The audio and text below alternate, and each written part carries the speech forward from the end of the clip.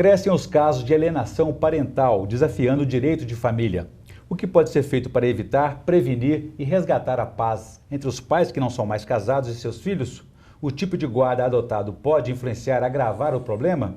Esses são os principais temas de hoje do Pensamento Jurídico, uma produção da Associação dos Magistrados Mineiros, a AMAGES. Para falar sobre o assunto, nós vamos conversar com o desembargador Pedro Aleixo, da 16ª Câmara Civil do Tribunal de Justiça de Minas Gerais.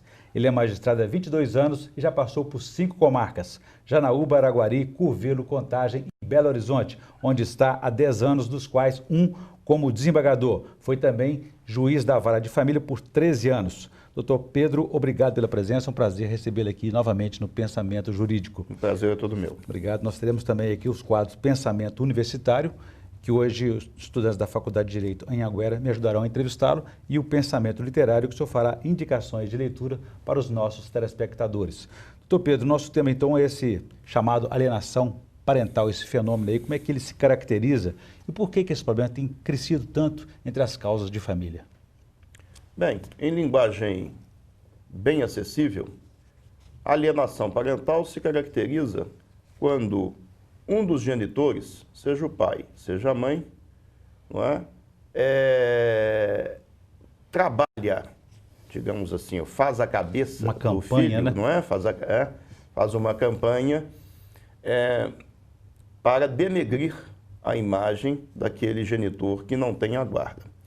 Então, em síntese, a alienação parental ela vai se caracterizar quando o pai joga o filho contra a mãe ou a mãe joga o filho contra o pai.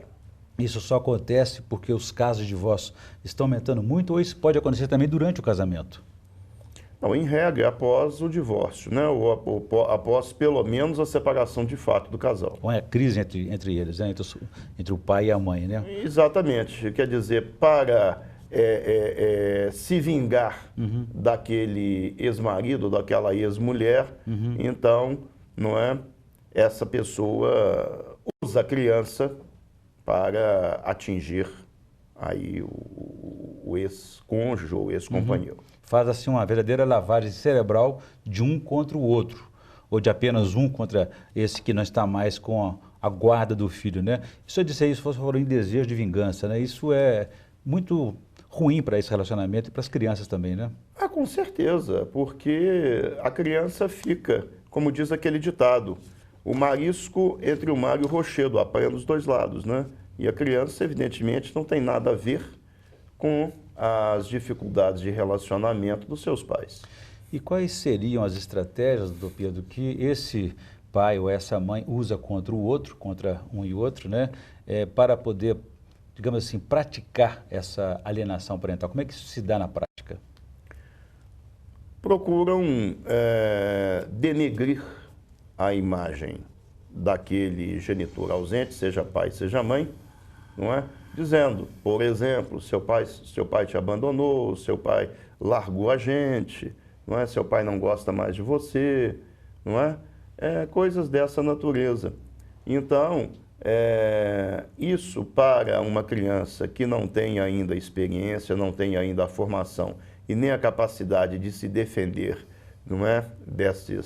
Dessas alegações, desses verdadeiros absurdos, torna-se efetivo, né? Acaba que aquela criança se transforma em uma arma contra si própria, né? E contra também o seu pai ou sua mãe. É como se fosse uma transferência daquele sentimento mal resolvido entre os pais que querem transferir para a criança também, né? Exatamente, com certeza absoluta. Doutor Pedro, o assunto alienação parental não é novo. Só ganhou uma repercussão, ganhou um nome sofisticado. Agora, ele é reconhecido em todo o país e mundialmente também? Sim, pelo menos no Ocidente. Não é? Eu não poderia dizer nos países do Oriente, não é? Onde a cultura já é bem diferente da nossa, né? Eu sei, por exemplo, que no Líbano, qualquer que seja o fato ocorrido, a guarda é sempre do pai e nunca da mãe. Não é? Ao contrário do nosso. Ao contrário do nosso, não é? Quer dizer, isso deve ser um fato ligado às tradições, aos costumes deles, muito influenciados aí, não é? por uma cultura diferente da nossa. Esse fenômeno aqui no Brasil, essa alienação parental, é um problema grave. Agora, chega a ser um crime ou apenas uma doença, digamos assim? Há o projeto de criminalização, né, da alienação parental, estava até pouco em discussão no parlamento. Evidentemente que, para que isso se transforme em crime, nós teríamos que ter a legislação, não é? Tipificando aquela conduta como criminosa. Mas existem hoje, previsto em lei também, digamos, penalidades de advertência, multa, como é que é? Sim, a punição nesse caso? nós temos que sempre enxergar o fato em suas várias esferas do direito. Então, a esfera criminal, não é? Ele tem ali a punição, né, muitas vezes combinando pena de prisão ou multa. Porém, o mesmo fato ele pode repercutir na esfera civil, na esfera administrativa. Então, na esfera civil, no caso do direito de família, tem as punições, sim. Quais são essas punições? São punições dentro do direito de família, como a reversão da guarda, ou a inversão da guarda, melhor dizendo, não é? A suspensão do direito de visitas, enfim, caso a caso, nós temos todas as medidas pertinentes para coibir essa atitude lamentável. Muito bem, doutor Pedro, eu vou fazer um intervalo, eu gostaria que no próximo bloco o senhor falasse para a gente quais são as situações, quais são os exemplos, né, de situações de alienação parental que pode, por exemplo, provocar essa inversão da guarda ou suspensão, como o senhor disse aí. Bom, a gente volta então em instantes.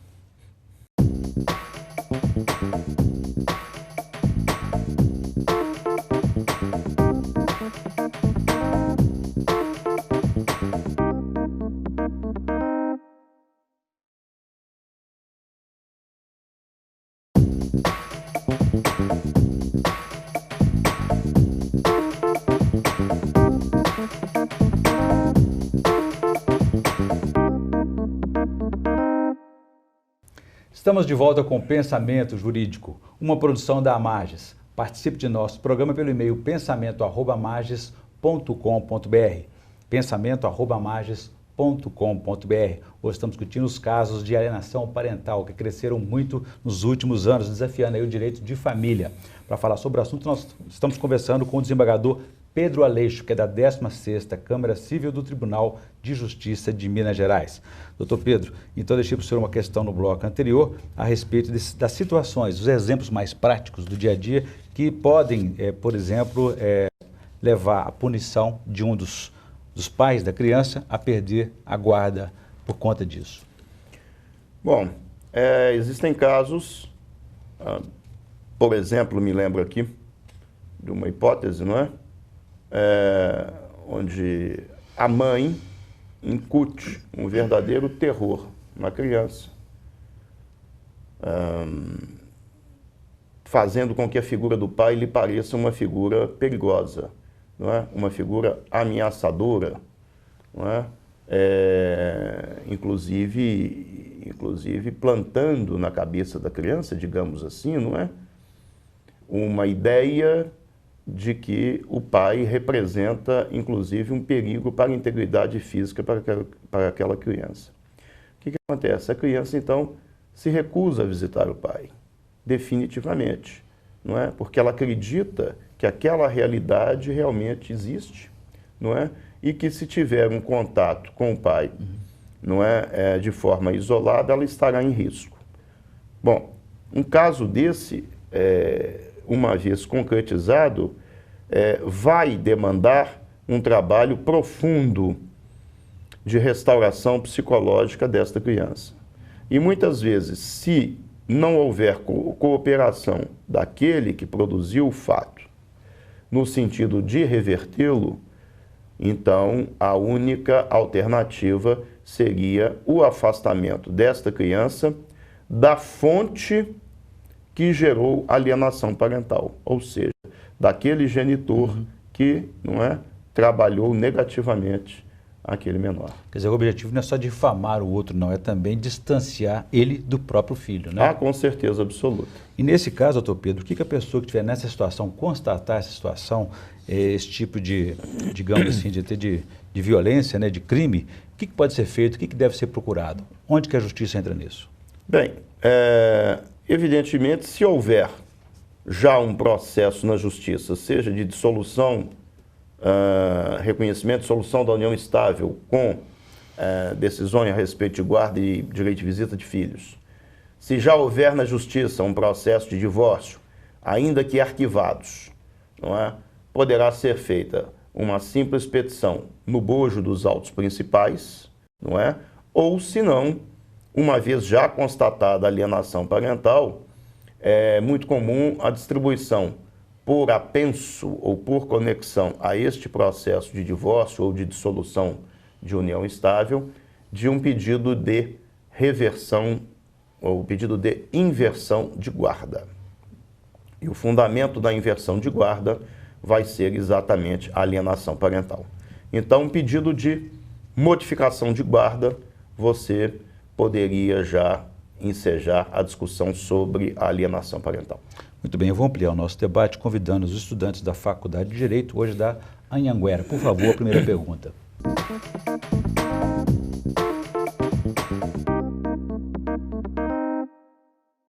O rol trazido pela Lei 12.318, contendo formas de alienação parental, é um rol taxativo?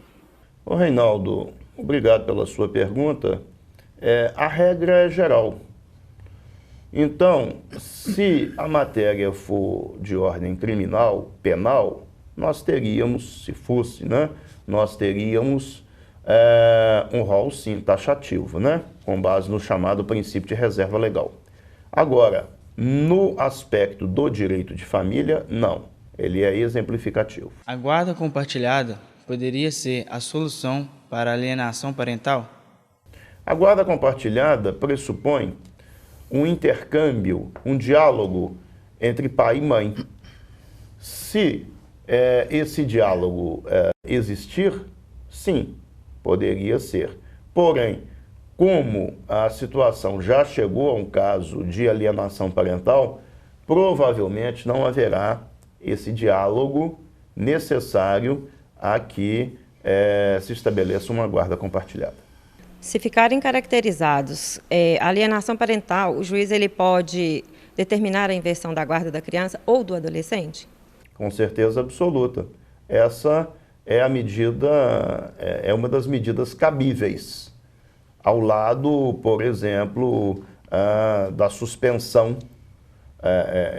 temporária da guarda, da colocação da família, da criança em uma família substituta, não é? Todas essas medidas, mas a medida principal é sim a inversão da guarda. Muito bem, então agradecer a participação dos estudantes da Faculdade de Direito em Anhanguera. O doutor Pedro, aproveitando uma questão deixada pelo Luiz aí da faculdade, a respeito da guarda compartilhada ou não. O senhor disse no bloco anterior que os casos, as ocorrências de alienação parental começam após o divórcio, né?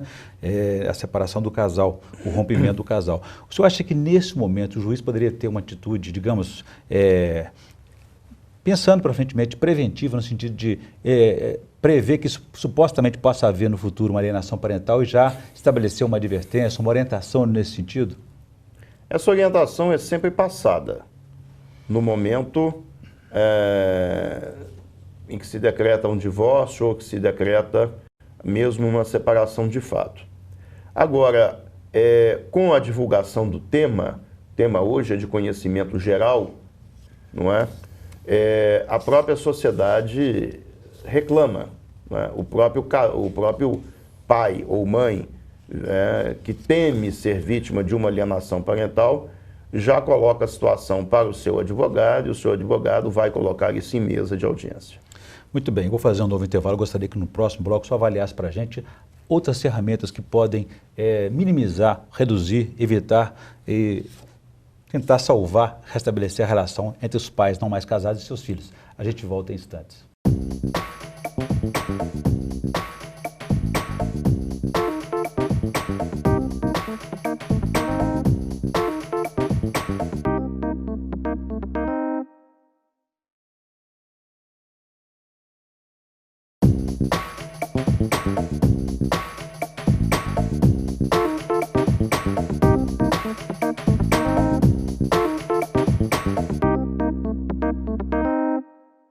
Estamos de volta com o Pensamento Jurídico, uma produção da Amages. Hoje estamos discutindo o crescimento dos casos de alienação parental, desafiando aí o direito de família. O nosso entrevistado é o desembargador Pedro Aleixo, da 16ª Câmara Civil do Tribunal de Justiça de Minas Gerais. Doutor Pedro, eu deixei para o senhor uma questão no bloco anterior a respeito dessas ferramentas que podem ser utilizadas para reduzir, minimizar ou até evitar o problema. Quais são elas? Olha, em matéria de direito de família, é importante que as pessoas trabalhem sempre com aqueles elementos que valorizem a pessoa humana, não é? O direito de família, ele não é uma ciência exata. Então, caso a caso, circunstância a circunstância, não é?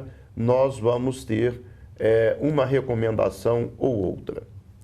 É importante o que eu digo sempre, não é, como uma regra geral que vale para todas as divergências dentro do direito de família, inclusive também para que se evite a alienação parental. O problema existente entre marido e mulher, companheiro e companheira, jamais pode ser comunicado aos filhos. Os filhos não têm nada a ver com isso. O filho vai ser sempre filho daquele pai, vai ser sempre filho daquela mãe, não é? E nunca vai pretender substituí-los por ninguém, quem quer que seja. Então, primeiro, não tentem substituir a figura paterna ou a figura materna por outra, qualquer que seja ela, diante dos seus filhos. Segundo, preserve sempre a imagem do pai do seu filho, da mãe do seu filho, perante ele. Porque para ele, filho, pai e mãe são referências para toda a vida. E se você destrói essas referências, você está destruindo muitas vezes a própria, o próprio equilíbrio, o próprio futuro desta criança. E você não vai querer fazer isso com o seu filho. Com certeza a relação conjugal chegou ao fim, mas as de paternidade e maternidade são permanentes, né? Doutor Pedro, é um trabalho que não é só, como o senhor disse, o direito e o judiciário, a justiça não são assim uma ciência exata, precisam dialogar com outras ciências, como a psicologia e a assistência social. Nesse caso, como é que é feito esse trabalho aí de apoio, de referência nessa relação? Havendo uma alegação de alienação parental, é determinado uma perícia psicológica e social do caso. O que é isso? É feito um relatório psicológico, não é? Junto a todas as partes envolvidas, aí pela psicóloga judicial, a fim de se detectar aqueles elementos caracterizadores da alienação parental. E também é feito um trabalho, um chamado estudo social, não é? Que é um trabalho pela assistente social, também judicial, junto a todas as partes envolvidas, e esse estudo social, ele vai focar exatamente nas condições ambientais onde a criança está inserida. Onde ela mora, os horários dela, o que ela faz, com quem ela sai, com quem ela convive, não é? Onde ela estuda, não é? Enfim. A soma de todo esse quadro vai nos trazer o chamado laudo psicossocial do caso. É psicológico e social. E isso é uma prova, junto com as demais, definitiva para o juiz decidir sim ou não pela alienação parental. O ideal é que não aconteça um processo judicial que vai ampliar os danos a essas crianças, a essa família, né? Você acha que a conciliação, a mediação são ferramentas que podem ser utilizadas também nesse sentido, quando detectados os problemas de relacionamento? Indiscutivelmente. Nesses 13 anos como juiz de família, eu diria que a conciliação levou cerca de 80% do nosso serviço. E eu digo isso com muita satisfação, porque quando o litígio para na conciliação, significa que a justiça cumpriu a sua parte principal junto à sociedade, a sua função principal junto à sociedade, que é a realização da paz social. Doutor Pedro, a alienação parental, como a gente disse há pouco, não é uma prática nova, uma ocorrência nova, mas tem se intensificado muito em função das transformações sociais no seio da família, né, na sociedade mesmo. O direito de família consegue acompanhar essas transformações? Sim. O direito de família, ele muitas vezes está na frente da lei, não é? Quando não havia ideia de guarda compartilhada, a gente já aplicava isso. Quando não havia discussão sobre alienação parental, a gente já discutia isso, não é? Quando não havia legislação sobre união estável, a gente já reconhecia essa união estável, como hoje estamos reconhecendo, não é, a união homoafetiva, sem que ainda haja uma lei definindo isso. O direito de família está sempre na vanguarda de todos esses temas. A lei vem depois. O legislador que corre atrás, né? O legislador corre atrás. Eu vou interromper, doutor Pedro, novamente nossa entrevista, para o senhor fazer a indicação de leitura para os nossos telespectadores no quadro Pensamento Literário, por favor.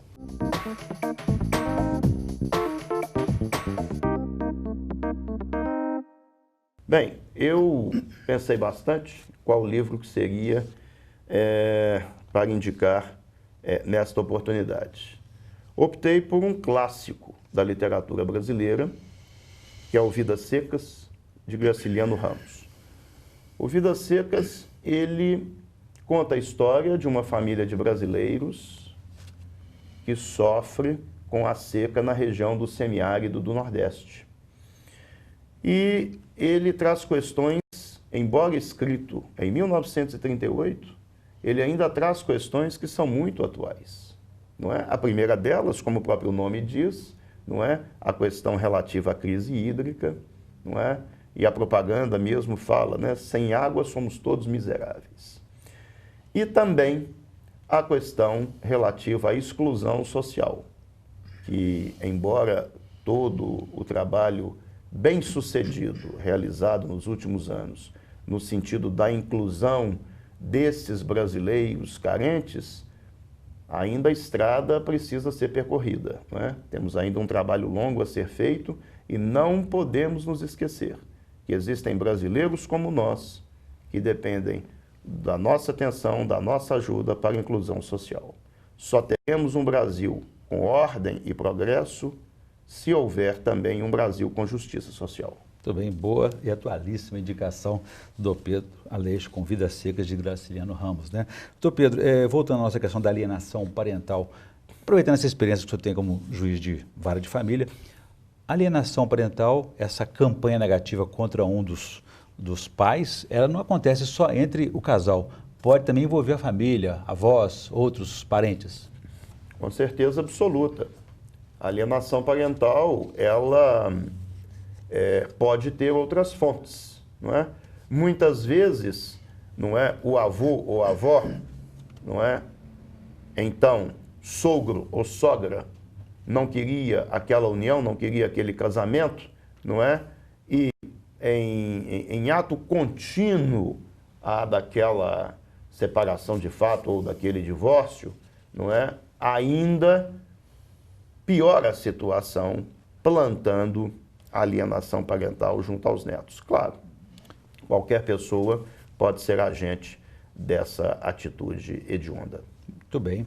Eu conversei aqui com o desembargador Pedro Aleixo, da 16ª Câmara Civil do Tribunal de Justiça de Minas Gerais, e discutimos aí sobre o crescimento da alienação parental, o que fazer para evitar, reduzir os danos aí na relação entre pais que não são mais casados e seus filhos. Doutor Pedro, muito obrigado pela entrevista, foi um prazer recebê-lo aqui no Pensamento Jurídico. Olha, o prazer é todo meu e eu é que agradeço, estou sempre às ordens, podendo ajudar. Nós agradecemos também. Bom, ficamos por aqui, se você quiser participar, escreva para pensamento@marges.com.br. Obrigado e até a próxima.